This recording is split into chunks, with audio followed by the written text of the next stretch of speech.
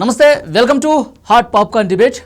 ఈరోజు జగన్మోహన్ రెడ్డి గారి మీడియాలో ఐపీఎస్ ఆఫీసర్లకు సంబంధించి అంటే పోలీసుల మీద రెడ్ బుక్ జులుం ప్రదర్శిస్తోంది.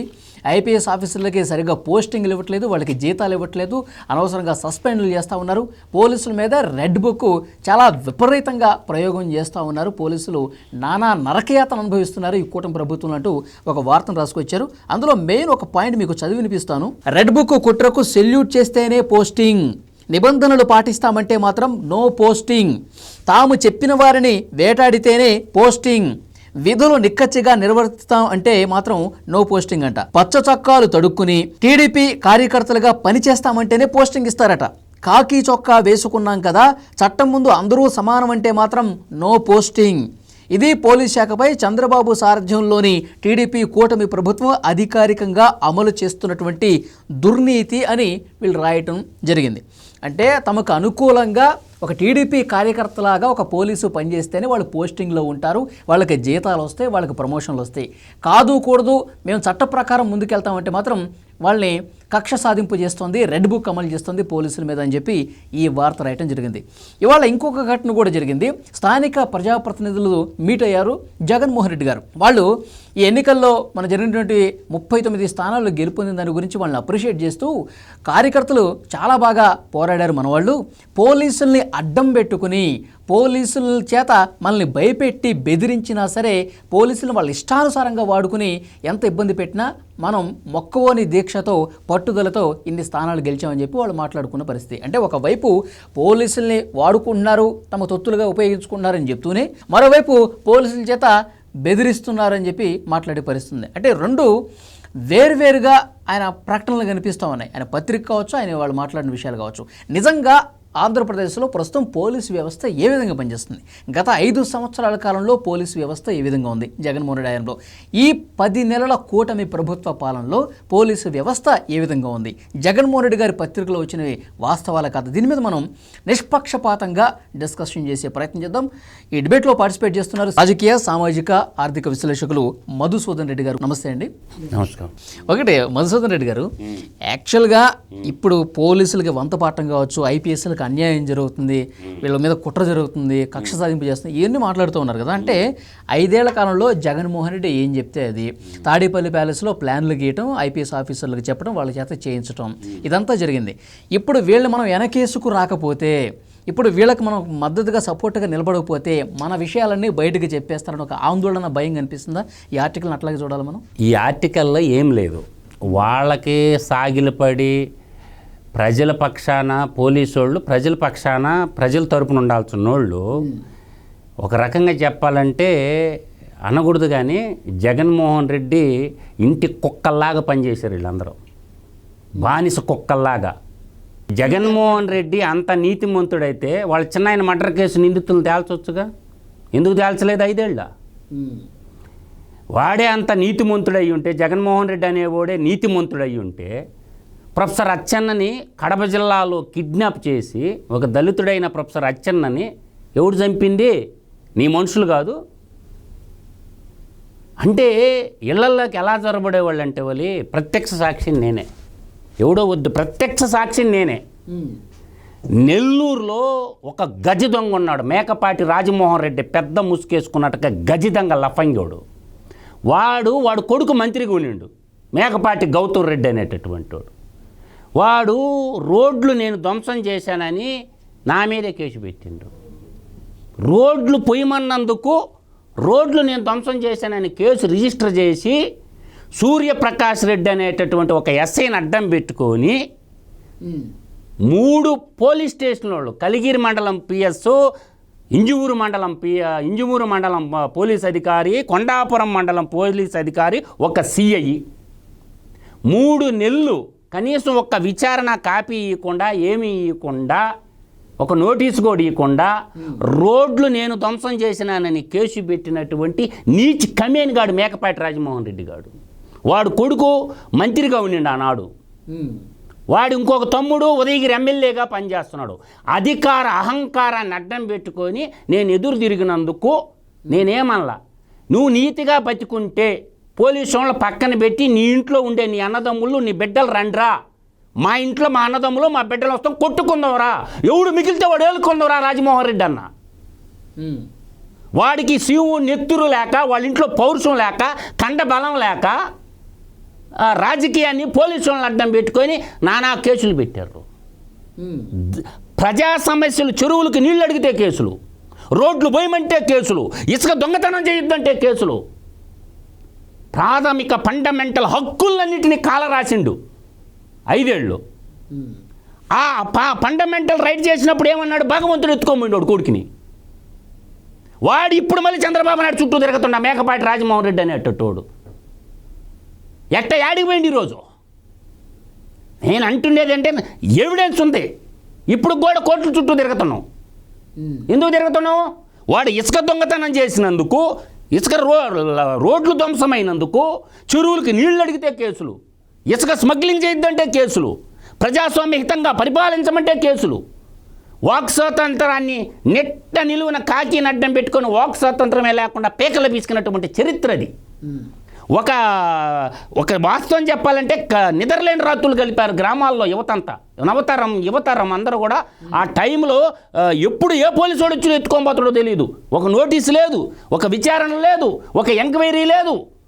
అర్ధరాత్రి మిడతల దండునట్టు పడిపోయేది యువతరాన్ని జైలు పాలు చేసినటువంటి చరిత్ర. నీ ఇష్టం వచ్చిన కోర్టుకు బాదంపా. ఈరోజు ఎస్సీ అట్రాసిటీ కేసులు ఎన్ని ఉన్నాయి? ఎవడు పెట్టిన కేసులు ఇవన్నీ? ఎస్సీ అట్రాసిటీ కేసులు పెట్టినోడు ఎవడు? నువ్వు కాదు. ఎస్సీల మీద ఎస్సీ అట్రాసిటీ కేసులు పెట్టడం అని కనుక్కున్నటువంటి వాడు ఈడ మాట్లాడేది జగన్మోహన్ రెడ్డి అని కూడా. వాడు పెట్టిన ఇవాళ ఎస్సీ అట్రాసిటీ కోర్టు మెట్లు ఎక్కదాం. ఎంతమంది బిడ్డలు చదువుకున్న బీటెక్ ఎంటెక్ చదువుకున్న సాఫ్ట్వేర్ ఇంజనీర్లు బలైపోయి కోర్టుల చుట్టూ నేటికి తిరుగుతున్నారు. ఎవడు చేసిన విధ్వంసం ఇదంతా?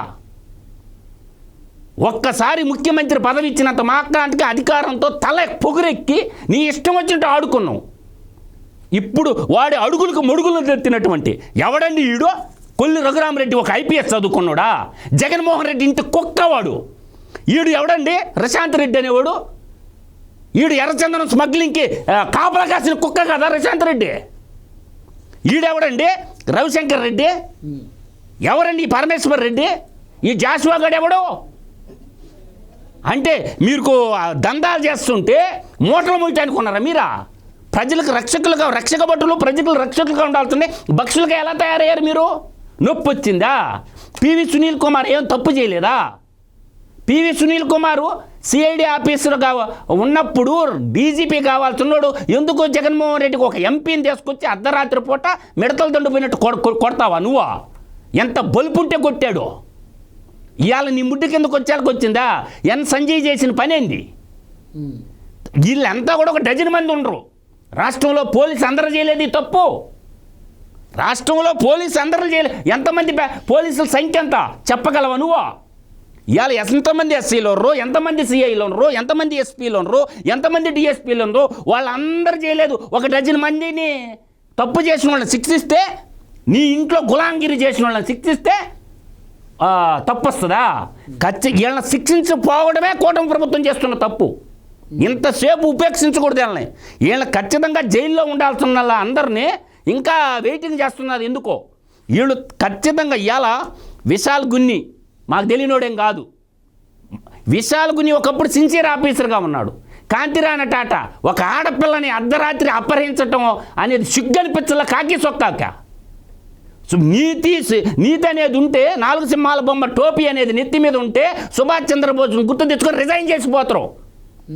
ఒక స్మగ్లర్ల కంటే ఏనంగా, ఒక ఉత్తరప్రదేశ్ బందిపోటు ముఠాల కంటే ఏకంగా తయారైనటువంటి ముఠా వీళ్ళంతా ఒక ముఠాగా తయారైపోయి రాష్ట్రంలో ఉన్న ప్రతి ఓడి మీద పడి ఒక రాష్ట్రాన్ని పరిపాలించడం రాష్ట్ర పరిపాలకుడే దొంగ. ఒక రాష్ట్ర ముఖ్యమంత్రిగా ఉండి సొంత పత్రికకి 574 కోట్లు కొట్టేసిన గజ దొంగవుడు. ఒక ముఖ్యమంత్రికి ఉండాల్సిన లక్షణమా? ఒక ముఖ్యమంత్రిగా ఉంటే నీ సొంత పత్రిక ఎలా ఇచ్చుకుంటావు? ఎవడు అడిగేటోళ్ళు లేడా, కడిగేటోళ్ళు లేడా? 574 కోట్లు ఒక్క దాంట్లోనే ఒక 10 ఏళ్ల రూపంలో కొట్టేసిన గజ దొంగ ముఖ్యమంత్రిగా పరిపాలించిండు. గతంలో ఎప్పుడన్నా ఏ ముఖ్యమంత్రిని ఇచ్చిండా? భారతదేశం మొత్తం బాదం పాండి దైనిక్ పేపర్ తీసుకోండి, మనోరమ పేపర్ తీసుకోండి, ది హిందూ పేపర్ తీసుకుందాం, ఇండియన్ ఎక్స్ప్రెస్ పేపర్ తీసుకుందాం. ఏ ముఖ్యమంత్రి దోచిపెట్టిండో నాకు చెప్పమానండి. 574 కోట్ల రూపాయలు ఒక ముఖ్యమంత్రి దొంగతనం చేసినటువంటి ఒక గజ దొంగ ముఖ్యమంత్రి అవ్వటం 1924 మధ్య రాష్ట్ర ప్రజలు చేసుకున్నటువంటి దౌర్భాగ్యం. ఇదంతా చూసే ప్రజలు ఏం చేశారో ఏకాదశి రెడ్డిగా మిగిలిచ్చారు. అందువల్ల ఒక అరాచకవాదిని ముఖ్యమంత్రిగా దింపితే ఒక పత్రిక, ఒక ఛానల్ పెట్టుకొని నీ ఇష్టం వచ్చినటువంటి రోతరాతలు రాస్తూ ఉంటే ఖచ్చితంగా సాక్షి, జగతి పబ్లికేషన్ మీద, ఇందిరా టెలివిజన్ మీద కూటమి ప్రభుత్వం చర్య తీసుకోవాలా. ఇది మంచితనాన్ని, చేతగానితనం అనుకోకూడదు. చంద్రబాబు నాయుడు ఉపేక్షించకూడదు. తాడో పేడో తేల్చేయాలా. జగతి పబ్లికేషన్, ఇందిరా టెలివిజన్ మూసేయాలా. ఆంధ్రప్రదేశ్లో కాదు, అసలు ఎక్కడా ఉండకూడదు. అది పెద్ద విషపుత్రిక, అది రోజు విషం జిమ్మతా ఉంది. కాబట్టి ఖచ్చితంగా జగతి పబ్లికేషన్, ఇందిరా టెలివిజన్ మూసి తీరాలా. అందుకే నేను ఎప్పుడు చెప్తా సార్, ఒక మహిషాసురుడు, ఒక శక్తి పుట్టి మహిషాసురుడిని సంహరించింది. ఒక బకాసురుడు, ఓకేనా, ఒక నరకాసురుడు, అర్థమైందా? వీళ్ళందరినీ జాడీలేసి మిక్స్ చేస్తే పుట్టినోడే ఈ కలికాల జగనాసురుడు అనేది. నేనే ఊరకంటంలే. మహిషాసురుణ్ణి, నరకాసురుణ్ణి, అర్థమవుతుందా, ఈ భస్మాసురుణ్ణి, వీళ్ళందరినీ జాడీలేసి మిక్స్ చేస్తే పుట్టినోడే ఈ కలికాల జగనాసురుడు. కాబట్టి అసుర లక్షణాలు పెట్టుకొని ప్రజల్ని హింసించి ప్రజాధనాన్ని లూటీ చేసి ఒక ప్రజాకంటక పరిపాలన చేసినటువంటి కర్కోటకుడు, కలికాల కాలకేయుడు ఈ భూమి మీద సంచరించడమే నేలకు కూడా మంచిది కాదు. ఒక ఆర్థిక ఉగ్రవాది చుట్టూ ఇంకా తిరగతొర్రంటే ఆ ప్రజల్ని ఏమనుకోవాలో ఒకసారి ఊహించుకోండి. మీ ఆ గొర్రెల్ని మీకే వదిలేస్తున్నా. ఒక ఆర్థిక ఉగ్రవాది చుట్టూ తిరగతున్నారంటే ఇంకోటిగా చెప్తాను డివిఎస్ గారు, రాజ్య ప్రముఖుడు, రాష్ట్ర ముఖ్యమంత్రి పరిపాలన ఎక్కడి నుంచి చెయ్యాలి? ఇందాక ఒక పాయింట్ అడిగావు, దానికి ఆన్సర్ చెప్తాను నేను. ఈ సచివాలయాన్ని నుంచి రాష్ట్రాన్ని పరిపాలించాలా, ఇంట్లో కూర్చొని రాష్ట్రాన్ని పరిపాలించాలా? సచివాలయం నుంచి పరిపాలిస్తే ఎవడెవడు వచ్చి కలుస్తుండో, ఎవడెవడు ఏమేమి మాట్లాడుతుండో అన్నీ రికార్డ్ అవుతాయి. సచివాలయంలో ఉంటే నువ్వు కొంపలో పెట్టుకుంటే ఎట్లా రికార్డ్ అవుతాయి? ఆనాటి చీఫ్ సెక్రటరీ అడగల, సార్ మేము మీ ఇంటికి రాము. పోలీసు వాడు అడగాలిగా, మీ ఇంటికి రామనే. వాడి ఇంటికి ఎందుకు పోయారు మీరందరూ? అంటే ప్రజాస్వామ్యాన్ని కట్టగట్టి చంపేశారు గడిచిన 5 ఏళ్లలో. ఒక రాష్ట్ర ముఖ్యమంత్రి, గవర్నర్స్ బాడీ, అది ఐపీఎస్, ఐఏఎస్ అధికారులు ఎక్కడుండి రాష్ట్రాన్ని పరిపాలించారు? రాష్ట్ర సచివాలయాన్ని నుంచి రాష్ట్రాన్ని పరిపాలించాలి, అది ధర్మం. ఇంట్లో కూర్చొని రాష్ట్రాన్ని పరిపాలించారంటే అది అధర్మంగా పరిపాలిస్తారని అర్థం. ఆ ఇంట్లో ఎవడున్నాడు? ఆ విజువల్స్ బయట పెట్టండి. ఎందుకు బయట పెట్టలేదు? నీ ఇంట్లో కార్యాలయాల్లో, నీ సీఎంఓ ఆఫీసులో ఎవడెవడున్నాడో వాళ్ళు లిస్టు బయట పెట్టరా. నువ్వు మగాడివైతేనో ఈ ప్రభుత్వం అడగాల. ఆ రోజు సీఎంఓ ఆఫీసులో ఇంట్లో పెట్టుకుంటే ఆ ఇంట్లో పనిచేసినవాడు ఎవడెవడు? ఏం జరిగిందా ఇంట్లో? ఏ డాక్యుమెంట్లు మ్యానిపులేట్ చేశారు? ఏ భూములు మ్యానిపులేట్ చేశారు? అదే సచివాలయం ఉంటే రికార్డు ఉంటుంది. కొంపలో ఉంటే ఏం రికార్డు ఉంటుంది? ఎవరు పనిచేసినారు ఆ రోజు? ముఖ్యమంత్రి కార్యాలయాన్ని ఎత్తుకొని పోయి ఒకడు కొంపలో పెట్టడం తీవ్రమైన నేరం. ఆ అధికారులు మొత్తాన్ని అరెస్ట్ చేయాలి కూటమి ప్రభుత్వం. ఒక ముఖ్యమంత్రి కార్యాలయం ఒకటి ఇంట్లో పెట్టడం అంటే అది రాజ్యాంగాన్ని దొంగిలించడమే అంటాను. రాజ్యాంగ హక్కుల్ని కాలరాయటమే అంటాను.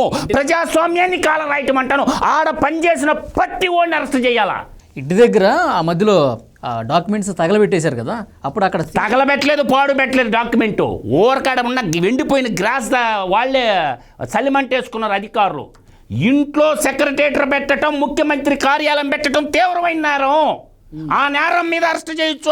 ఆ రోజు జగన్మోహన్ రెడ్డి సీఎం ఆఫీసులో పనిచేసిన ప్రతి ఐఏఎస్ ఆఫీసరు ఇవాళ శిక్షార్హుడే. కూటమి ప్రభుత్వం ఆ దృష్టితో కూడా ఆలోచించి వాళ్ళని అరెస్ట్ చేయాలి. చేయకూడదు. అది కాన్స్టిట్యూషన్ చదువుకోమని చెప్పండి. ముఖ్యమంత్రి ఆడుంటే ఆడ ముఖ్యమంత్రి కార్యాలయం కాదు. ముఖ్యమంత్రి మంత్రిమండలిలో ఒక సభ్యుడు, ముఖ్యమంత్రి కూడా సచివాలయం వచ్చే తన విధులు నిర్వర్తించాలా. ఇదే చెప్పద్ది చట్టము. కాన్స్టిట్యూషన్ చదువుకోమనం. ఒక దొంగ కాడికి పోయి ఐఏఎస్, ఐపీఎస్ చదివిన వాళ్ళు ఇంట్లో కూర్చొని పరిపాలించినారంటే అది ఒక వాస్తవంగా చెప్పాలంటే దాన్ని ఏమంటారంటే ఒక గ్యాంగ్, ఒక ముఠా అంతా చూసి ప్రజాస్వామ్యాన్ని గడిచిన 5 ఏళ్ళు కూనీ చేశారు. వాళ్ళ మీద కూడా ఆడ ఏమేం ఫైళ్ళు ఉన్నాయి ఆ ఫైళ్ళు ఫర్నిచర్ ఇప్పటికీ కూటమి ప్రభుత్వానికి ఆ ఫైళ్ళు ఫర్నిచరు ఆ ఎక్స్పెండిచర్ ఖాతా ఇప్పుడు బయట పెట్టలా. ఓకే. ఎంత బాధేస్తూ ఉందంటే చాలామంది నవతరం యువతరం నాయకులు కొంచెం విజ్ఞానవంతులకు బాధేస్తూ ఉంది. ఆ రోజు ఆరున్న ఐఏఎస్ ఆఫీసర్లు అందరూ ప్రభుత్వానికి అలాంటి అనుమానాలు ఉంటే తాడేపల్లి ఆయన ఉన్న ప్యాలెస్లో ఈ డాక్యుమెంట్స్ ఏమైనా ఉన్నాయని చెప్పి వాళ్ళకి ఏమైనా డౌట్ ఉంటే రైడ్ చేయొచ్చు. క్వార్టర్ చర్చి పెట్టాలా, క్వార్టర్ చర్చి పెట్టి తీసుకొని గవర్నర్ దగ్గర తీసుకొని మొత్తం అసలు అది ఏమేమి ఉన్నాయని ఎంక్వైరీ ఇంతవరకు చేయలా. ప్రభుత్వ ఫైళ్ళు చాలా ఉండుంటాయి, ఖచ్చితంగా ఉంటాయి అండర్ గ్రౌండ్లో. ఏదో లిక్కర్ డాక్యుమెంట్స్ అన్ని కూడా ఉండుంటాయి, చాలా డాక్యుమెంట్స్ ఉంటాయి. క్వార్టర్ చర్చి చేసి తీరాలి తాడేపల్లి ప్యాలెస్ని. తాడేపల్లి ప్యాలెస్ని క్వార్టర్ చర్చి కంటైనర్ లోపలికి పంపించేది డాక్యుమెంట్లు పోయినాయా, డబ్బులు పోయినాయా, ఫైళ్ళు పోయినాయా. క్వార్టర్ చర్చి జరగాల తాడేపల్లి ప్యాలెస్ మీద వారంటీ తీసుకొని క్వార్టర్ చర్చి చెయ్యాలా, ఏమేమి డాక్యుమెంట్లు లోపల ఉన్నాయి. ఆ రోజు జగన్మోహన్ రెడ్డి దగ్గర పనిచేసిన ఐఏఎస్ ఆఫీసర్లు ఎవడెవడైతే ఉన్నారో వాళ్ళందరిని అరెస్ట్ చేయాలి ఇమ్మీడియట్లుగా. అది తీవ్రమైన నేరము. థ్యాంక్ యూ మధుసూదన్ రెడ్డి గారు. ఇది ఇవాల్టి popcorn hot debate. Keep watching.